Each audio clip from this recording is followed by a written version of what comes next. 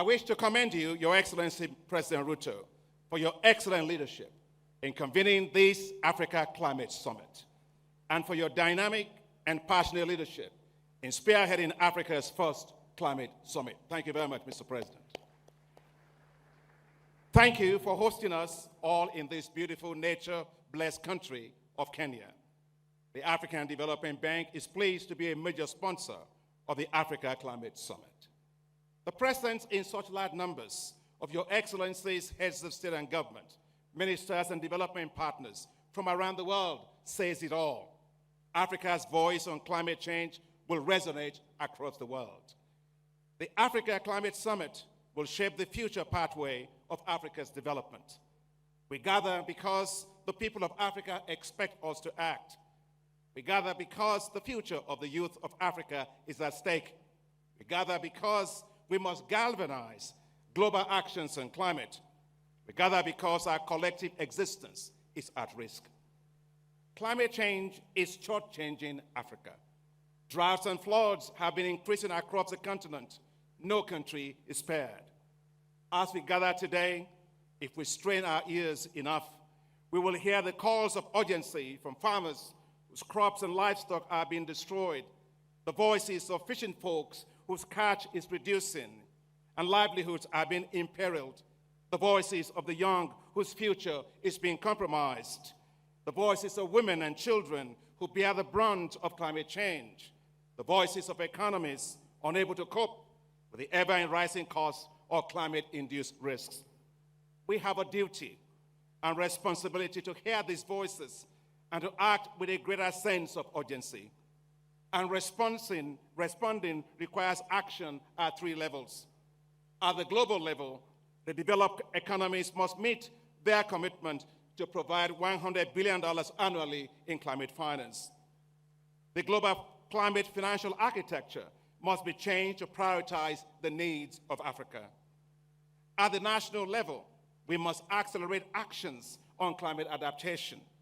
And that is why the African Development Bank has committed to providing $25 billion towards climate finance by 2025.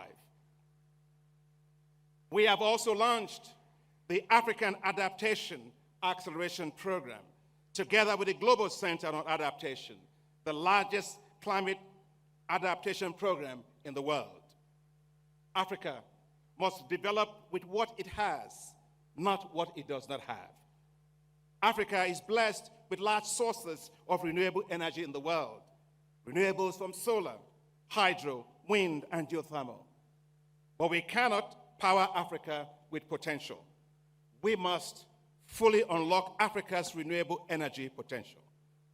That's why the African Development Bank is implementing a $20 billion Desert to Power program to harness the power of solar and deliver electricity for 250 million people. We must power every home, every school, every hospital, and provide stable, affordable, and reliable power. But we must, Your Excellencies, be pragmatic. Africa must use its natural gas and combine it with renewable resources. The International Energy Agency's analysis shows that doing so would only add 0.5% to global emissions. Give us space to grow. We must ensure that Africa's food and agricultural systems are climate resilient.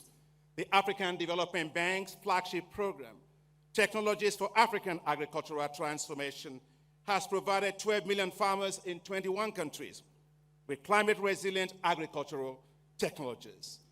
In Ethiopia, climate-resilient wheat varieties supported by the bank has helped it to become self-sufficient in wheat in just 3 years. We are acting at scale to feed Africa with climate resilience. Under the leadership of President Macky Sall, as the then chairperson of the African Union, and the strong leadership of you, our heads of state and government, we succeeded with the Feed Africa Summit held in Dakar in January. We developed food and agriculture delivery compacts for African countries.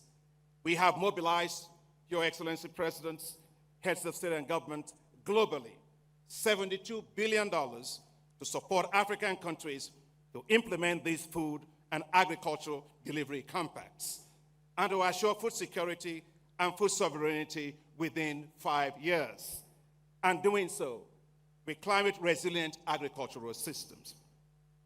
I wish to recognize all development partners from around the world and the African Union Commission who work so tirelessly with us to make this happen. Thank you very much.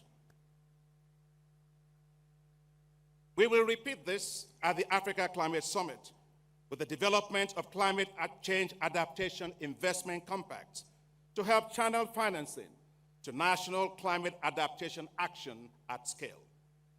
We must ensure that resources mobilized do not stay simply in government offices, but reach and protect the lives of people in our villages, in our towns, and in our cities. All lives must be protected from climate change. We must put the youth and women at the core of climate financing. That's why the African Development Bank and the Global Center on Adaptation are announcing here today the launch of a $1 billion facility for Youth Adapt program that will accelerate access to financing for the youth to tackle climate change. The youth are not just the future of Africa, the youth are the present of Africa. The African Development Bank is also rolling out the establishment of youth entrepreneurship investment banks, new financial institutions that will support and grow the businesses of the youth all across Africa. Finally, we must revalue, Your Excellencies, the wealth of Africa by accounting for the proper valuation of its abundant natural resources, including its vast forests that sequester carbon.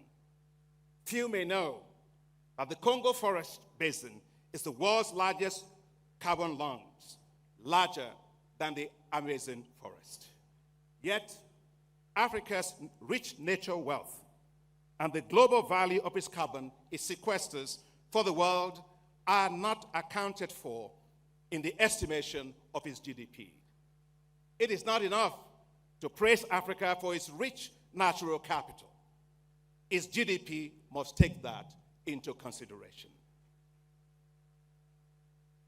Africa's GDP must therefore be revalued based on its carbon sequestration and biodiversity, which provide global public goods. If this is done, the debt to adjusted GDP ratio of several African countries will be much lower, and they will have greater headroom to borrow more financing to support their development, including investing in the greening of their economies. We must, Your Excellencies, therefore, turn Africa's economies green, not because others ask us to do so, but because it is in our interest to do so.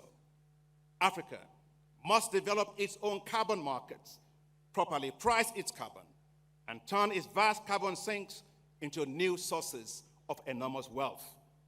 Africa cannot be nature-rich and cash-poor. As we look towards COP28, African needs must be front and center, powered by the leadership of our heads of state and government, our youth and the private sector, and the voices of our communities. We must be the vuvuzelas of climate financing for Africa. Together with partners from around the world, let's make it happen for Africa. Thank you very much. Merci beaucoup. Gracias. Shukran. Asante sana.